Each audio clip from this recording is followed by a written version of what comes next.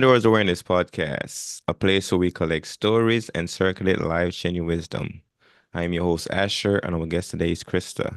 And you're here because we get to talk about dreams, talk about needs, what you need to think, do, or feel. You might be out in the world that might need to process some of this stuff that we're going to talk about today.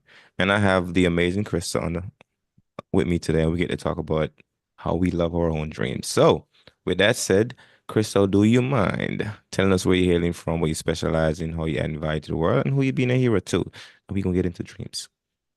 Okay, that's a lot. I'm from Nova Scotia on the east coast of Canada, and I am the relationship chef. I help people connect through the love language of food with couples doing online couples cooking classes so they can have their date night Mhm. in the privacy of their own home, create a beautiful meal, create a wonderful connection, and just share time, quality time together. And that is my passion, is bringing people together and food. So, I've combined the two of them.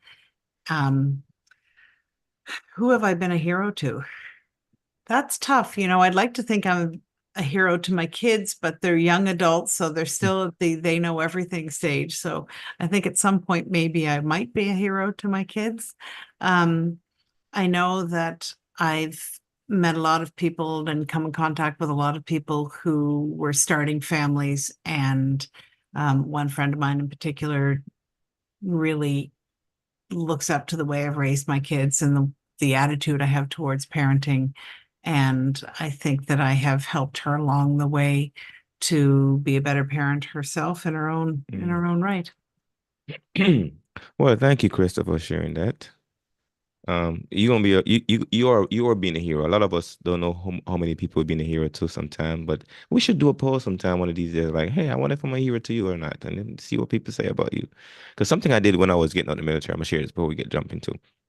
When I was getting out of the military and I was trying to figure out what kind of impact I've had, and I did this little test where I went back to some of my folks I was in the military with, and I asked them, I was asking them that, hey, if I wasn't alive anymore and you had the opportunity to meet my mom and my daughter, and you had to tell them something you like or no like about me, what would it be? And then we sat there and we talked a little bit, and I get to listen. I had recorded too. I was listening to a lot of the stuff they were saying, but it was interesting. I started noticing some of the things that was talking about what I've done for them, what I did for them, like how I show up for them. And I was like, oh yeah, if I didn't do that, I wouldn't know this stuff. But it was good to know about that other people think and feel about you. It's true. And, it's like that movie, It's a Wonderful Life. Have you ever seen that at Christmas? Mm-mm. Well, Mm-mm. it's a really old movie, but the premise is that this person is going through a really tough time in his life, and he says, "I wish I'd never been born." And so they grant the wish, and then he goes back and he sees how everybody's life is different if he hadn't been a part of his life, and he Oh. realizes how much of an impact he had on everybody. So it's a really interesting premise, and it's true. We are not always able to see how we impact other people's lives, how we are a hero in little ways. And it would be, like you said, an interesting exercise to stand back and let people say that while you're still alive. No, but it's interesting when the movie you're saying that the person left and he saw the impact. That's interesting. I like that. That's probably an interesting mind for that author to put that stuff together, right? That's probably pretty interesting. Yeah, it's a really interesting movie. Hmm. So the relationship chef, you cook up relationship. That's what you're saying you do right now. I cook up relationships. I do what I do is I have sort of an already planned date night for people that includes conversation points and cooking tips and shopping lists and everything so that they can put aside a night and couples can cook together and just connect, share some quiet time, having fun and, learning a new skill, creating a meal. I think that when you're in the kitchen, it's when you're in the middle of doing a task like that, you have the Mm. opportunity to have teamwork, which is really important for couples, but it's also really fun to be able to just have a laugh and I always say a kiss here, a squeeze there, right? Clothing optional, but it's a date night to have at home. If you go out to dinner, you're in a restaurant with 100 other people who you don't know, and you have to keep your voice low and you can't talk about everything. But when you do it at home and you make an amazing meal together, you've got the teamwork, you've got the intimacy of being at home, and it's a fun evening. Wait. Let me get you. Let me see if I can imagine this with you. So you're saying that you do like it's like it's a Zoom, it's an online thing. Well, it's what it is it's pre-recorded so that people can I every month I do like a live cooking class, Mm-hmm. Mm-hmm. but the thing that I offer that I think is sort of my premium thing is it's like a package that you get and it's got all the Oh. information. There will be several video tips that are video clips that are, prep cooking and cooking tips. And Mm-hmm. then the main event that people can enjoy on their schedule is a cooking class where they'll essentially watch me, but not live. And I will guide them through the process of cooking an amazing meal, learning some new skills, switching the chores back and forth and just making it a really interactive evening. Mm. How different is that from like the cooking show? Because it's not like you got your real relationship cooking show kind of like that's not the same, right? No, I mean, the cooking classes that I do once a month, they're just an hour. They're meant to be a quick, Mm-hmm. almost an introduction to me, but also learning a bit about a dish that's sort of easy to prepare with not a lot involved. With the curated date nights that I do, it's more of a bigger package. The recipe's normally more involved, Mm. and there's talking points for couples. It's very much relationship Okay. based. You can do it on your own, but it's really meant to be something that couples can share. And there's, talking points and fun questions to ask each other and a little bit of Okay. background about the food and all that type of thing as well. Okay. Well, part of my bad reference, because sometimes when we hear stuff, we have to find something tied to the kind of like imagine and see what it looks like. Oh, no, not at all. It's Yeah, fine. yeah. So, what is your big dream, Krista? What is your big dream? My big dream. Well, can I tell you one of my really, really, really big dreams has just come true? Yes, let's just talk. We start with that one, and yes, I'm curious. Okay. Well, I have three children. My oldest one is 25 years old. And when she was about 10 years old, she started um, training and racing in kayaks, a sprint kayak. Mm. And 2 weeks ago, she was named to the Canadian Olympic team.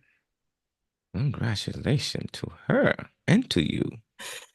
It's a dream that we had. My dad was actually the first person who said Riley is going to go to the Olympics in Paris, and we all said, "Oh, sure, whatever." Mm. We didn't, and it's been getting closer and closer. Unfortunately, my dad passed away in 2016, and he doesn't get to see it, although I hope Mm. somewhere he is in spirit. But it's been a dream that we've all been thinking about for many years, and it's finally become a reality. So. Mm. The Olympics, that's awesome. Well, we get to hear about it when she do go in and crack the whip and do her thing. So congratulations to her. Right. Mm. Yeah. Any other big dreams? Well, my big dream, my biggest dream is I have an amazing partner who I share my life with, who um, is a lot of the impetus behind what I'm doing because I have an amazing relationship and I want everybody else to have the same thing. Hmm. But he and I are dreaming of moving to France and settling there and just creating a life amongst the vineyards and enjoying the food and the culture and everything in France. Mm. Why France? Um, well, I went to school in France, Mm. and years You ago, speak French too? no, a little bit, yes. Mm. It's not great, but years ago, my father was traveling through France, and he sent me a postcard, and he said, "It's beautiful here. We should buy a house." And I went, "Okay." Mm. So I researched it and found a farmhouse, and he bought the farmhouse. And so that is now my dad's gone. It belongs to myself and my brother. So we've got the house, and we've spent a lot of time there. I've taken my kids there so many times, and Hmm. a lot of my memories of my father are there because Hmm. we used to spend so much time every year. So it's a place I know. I love the quality of life they have. In France, they're very much family and life oriented, and the job is what pays the bills, as opposed to here in North America, we tend to really get caught up in it's all Mm, about the job and work, work, work. So I love the mm. way they approach life and the things that they appreciate.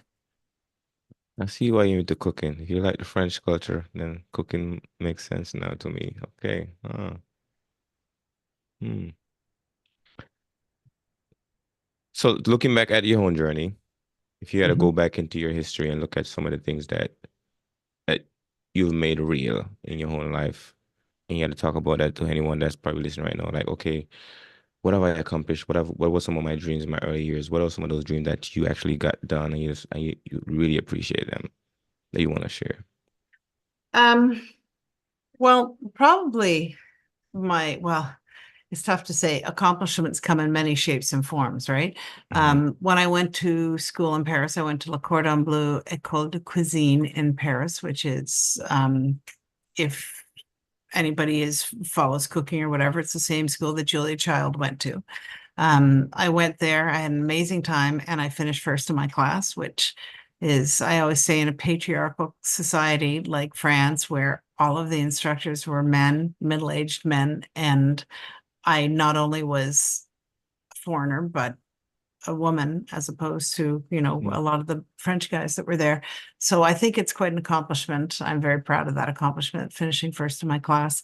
Um, of course, raising three healthy and happy kids, I believe, is an accomplishment, and I'm very proud of that. I'm very proud of my kids, obviously. Um, there's been little things along the way, um, times when I've in retrospect, I said to you earlier, sometimes you look back and you realize that, you did better at something than you think you did. And times, being a single mom and working multiple jobs. And at the time, I thought that, you know, I was a failure and that I was doing everything wrong. And I look back now and I see that there was a lot of strength involved in that. And, managing to pay my mortgage and keep a roof over our heads and food on the table and, help the kids in every way I could with their sports and everything else. I think that that's an accomplishment that I'm pretty proud of. Mm. I don't think a lot of us look back enough sometimes at the history and really increase the value of it. And sometimes, like, I have a lot of time to like reflect now, now that I'm retired from the military. Some days I get up and I look back, I'm like, okay, what did I do that I'm really, really proud of, that I'm really, really excited about, that really, really felt like I've accomplished something. And it takes like, cause sometimes we get used to not like looking at our history and see good things. We always see the bad thing. So Mhm. like you have the skill set or the habits of looking at the worst thing. But then you gotta like retrain your brain to go back and start looking at things that went well and see some of those moments like, oh yeah, that was good. I need to put a different kind of flavor on that thing now. I need to season it a little bit different because what the season I put on it before wasn't the right seasoning. So it's good to Right. kind of reflect sometimes.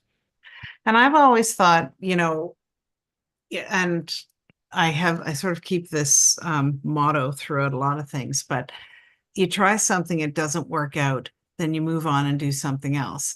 Hmm. Whether it's a haircut, I tell my hairdresser, we'll try it out. If I don't like it, it'll grow out. There's no point in getting upset and saying, that was terrible, it didn't work. It's all life experiences. Like, for instance, my kid's father, we got divorced years ago, and I wouldn't for 1 second regret the time that I spent with him because I have three kids as a result, right? Hmm. So things, I mean, obviously there are terrible things that happen that you wish would never happen, but they still help to form you in some way. So I Hmm. always try to keep the attitude of it didn't work out. Let's move on to something else and learn from that experience. And of course, I don't always learn from it, but I'd like to think that you do take something away even from the bad times. Mm. I'm curious, so why are you so passionate about cooking and sharing your experience of cooking with other people? Well, I started cooking at a really young age. My mom said I was always under her feet, and my mom was a fantastic cook. She always cooked amazing in dinner parties and things like that. And she said I was always under her feet, so she thought she should probably put it to good use and teach me to cook. So she really instilled this passion for food and for cooking because I had good food at home from a very early age. Um, and then it just grew. I had my first dinner party when I was 13. I made a surprise birthday party for my mom. My stepfather helped me. He did all the grocery shopping and everything, but I did all the cooking and planning. And, that was the first step. And then I guess I wanted to be like my mom, and she was always such a great hostess and making amazing meals. So I wanted to follow in her footsteps. And I was originally going to university taking math and statistics, and I I never really thought of cooking as something that you could do as a career. It was always kind of like a hobby. And obviously I knew there were chefs, but it wasn't something in my family that people would have said, why don't you do that? Mm. And and I got a job when I was in university part-time working for a catering company from this amazing lady who went to the French Culinary Institute in New York, and she taught me even more than my mom did. She taught me, traditional classic French cooking techniques. And I loved it. And after I worked for her for a while, I'm like, I don't think I like the university thing. I want to go to cooking school. Mm. And I told my dad, and he was my greatest supporter. And he said, okay, let's do it. And so I shuffled off to Paris and went to school. Mm. No, I like when you talk about your mom. Your mom's still alive, right? No, she's not. Oh. Well, I would love to learn about her if you don't mind sharing. Because it seems like she had a lot of influence on your profession right now. It sounds like we're really cooking. And where did she get her skills from? Um, I firmly believe that you either have a knack for cooking or you don't. Mm. And she was one of these people who just had a knack for cooking. And she got married to my dad when she was really young, and like 20, and which to me is bizarre, being married at 20 years old.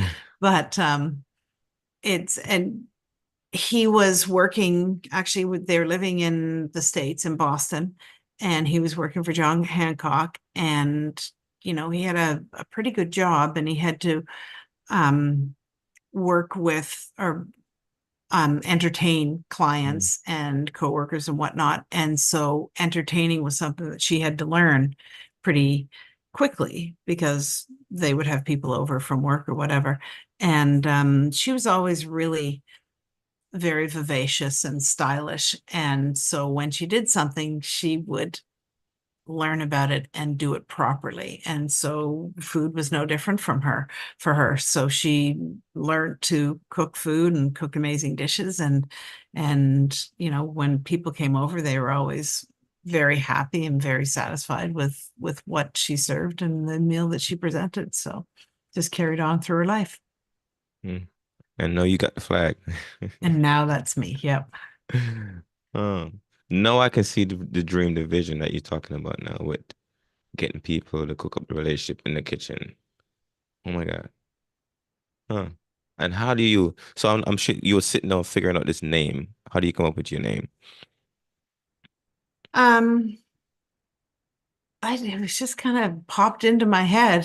Mm. Um, thinking about I was actually talking to a friend of mine who's a book editor, and I was running some ideas. I said, I need a name. This is my vision. I need a name. So what about this? What about this? And then I said, what about the relationship chef? And she said, oh, I like that. There's a little bit of alliteration with the relationship chef. Mm. And and I took that as my temporary name, but then it just sort of became I Mm. am the relationship chef. So I embrace it because it seems to really embody what it is that I am and what I want to do. Mm. And you've written some stuff already? Written some Like maybe a book or a cookbook or something. I've done some ebooks with Mm. just some recipes and a couple things that I want to work on. I want to work on a book that's exclusively couples cooking. That's sort of like the Mm. hardcover version of what I do. And I also have an idea. I'd like to do an Airbnb cookbook for Mm. people who are traveling and have literally a frying pan and one burner, meals that they can make that are great, that make it, an economic traveling experience, but also something delicious where they can incorporate a bit of the culture of where they are. Mm. The relationship chef is really a good hook. If I'm looking at that on a book cover or something, I'm like, yeah, this is what's in here. I'm ready to open it and then go in here and see what you got. You got cooking up in here. But a relationship chef, that is, I've never heard that before. That's very interesting. Thank you. I think it's a great concept, and there's lots that I can do, that I can show. And even now, as I'm starting to do this, and I mentioned my daughter who's 25, Hmm. she has a boyfriend and they've been together for 3 years and they'll probably be together forever. But I see them cooking together and I talk to them about that and I share my recipes with them. And they're actually going to work on doing some pictures for me of them in the kitchen. And so it's Hmm. something that I'm teaching them too, is that, the enjoyment and the connection in the kitchen is a great way to spend time together. I came from a family of cookers. That my sisters, my mom, like everybody. Like I'm not a great cook, by the way. I really right now like my skills need work. But I remember I used to cook with my mom when I was younger. My mom used to have a restaurant back in Jamaica when we was growing up, and Oh, wow. she used to cook. She used to make her stuff, the natural juice and everything she's got going on. Because my dad was a farmer. My mom used to like cook some of the stuff my dad used to plant and stuff like that. Mhm. And I used to be the way I used to cook with her. But once I leave the Jamaica, came to the United States, and I joined the military, then I got used to cafeteria life. You just go to the cafeteria, everything is there. So I got used to it. So I just kind of stopped cooking. Yep. Yeah. And I got into that life, but now I'm like, ah man. But I don't have the energy for cooking. So how do you really get somebody that just not have the drive, like the motivation to cook, to like get back in the kitchen? How do you inspire that? Well, it's funny you mention that because that's something that I talk about a fair bit, is taking cooking from being a chore, Mm, right? Every day it's like, oh, I have to make dinner again, to making it something enjoyable. When you're doing it with your partner, you're connecting with your partner, and it's like, okay, let's do this. You do this and I'll do that, or let's switch it up or whatever. But if you approach it as a time to connect with your partner, then mm, it becomes less of a chore and more of something that you're doing together, and sort of a passion that you're sharing. And I think that that is one of the most important things about doing these couples cooking classes, is to, instead of making food just, it's something I have to do at the end of the day, you turn mm, it into something that you look forward to, that's fun. mm. What's the secret? Because I'm hearing you, but I want to feel it. The secret to making it fun. Yes.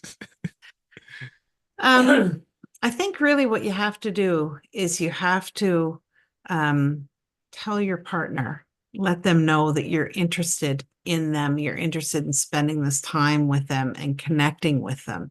And I think when somebody knows that you care, that you are important to them and they're important to you, I think it just makes it more natural to take root and turn into something different. I think it all starts with taking an interest and, putting the phone down, getting off the couch and saying, let's Mm, do something together instead of just going our own ways. mm. Well, thank you. I feel that. I can feel that. Now, what is your favorite thing to cook? Oh, that's a tough one. My favorite thing to cook. Maybe top three. Make it easier for you. Okay.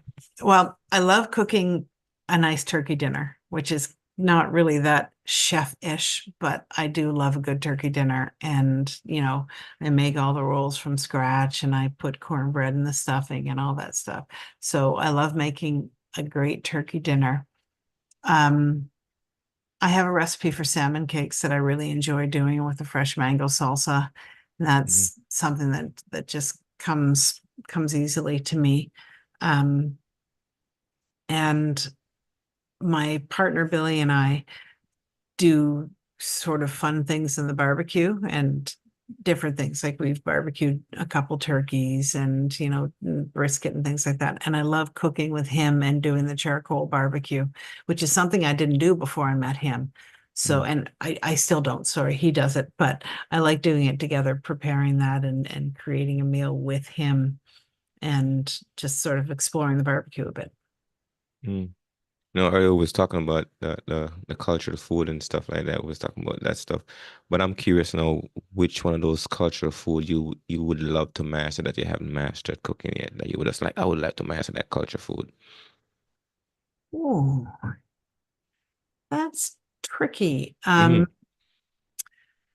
I really love Vietnamese food, and I would like to cook a little more of that. I just find, and interestingly enough, they have very much of a French influence on their cooking, so that kind of makes it a little more interesting to me. Um, so I would say that's probably one that I would really love to master. My favorite cuisine is Italian, and I wouldn't say I've mastered it, Hmm. but I do a pretty good job with Italian. So, Mm. There's gotta be more. oh, there's so much. I mean, yeah, I don't know. I like doing all sorts of different things. So What about the Caribbean? Have you tried that? I've made patties is about Hmm. as far as I've made jerk chicken, but probably just an anglicized version of a North American version of jerk chicken. Um, but I do like Caribbean food, and I haven't dipped my toe that far into that yet. So maybe Mm. that's my next one to conquer. Wow. Okay. Well, I think we have talked into your relationship chef style a little bit here today, and I'm curious to know because before we kind of wrap up a little bit, like what are some other things that you want to share that maybe we haven't touched yet that you want to get out, have a conversation with the world with about? Um, I don't know. I always just want people to understand that love and relationships are so important in our lives. Mm. And, I think people a lot of times they put their relationships aside because they're too busy and they say, well, we'll come back to it. And I think that that's a mistake. I think having the love and support of your partner and spending time with them is something that helps you through every part of your life and including parenting. You know, Mm. that's one of my unpopular opinions that I have is that, a lot of people will say, put our relationship on the side, put it off and focus our lives on our kids. And of course, we want to take care of our kids and love them and do as much for them as we can, but we also need to take care of ourselves because it makes us a better parent. Mm. And you made me think that, do you think that cooking is key to relationship? I don't think it's key. There's a lot of relationships, I'm sure, that flourish without any cooking, but I think it is a tremendous tool to use in your relationship to have, to interact with, and to make a part Mm. of your life. I believe you. Krista, it's been a pleasure, and we're gonna wrap up. We're gonna wrap up now. So, few closing questions. What is your biggest takeaway just by having this conversation, just by sharing your story, sharing what you specialize in, or you had invited to the world and who you been a hero to? What was your biggest takeaway from the conversation?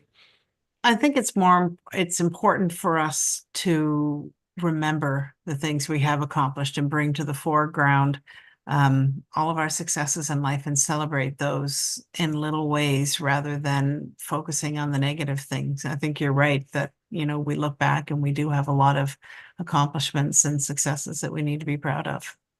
Mm. And if somebody hear you right now, like, hey, a relationship chef, I would love to like find a way to work with you, partake with you. How can they work with you? How can they connect with you?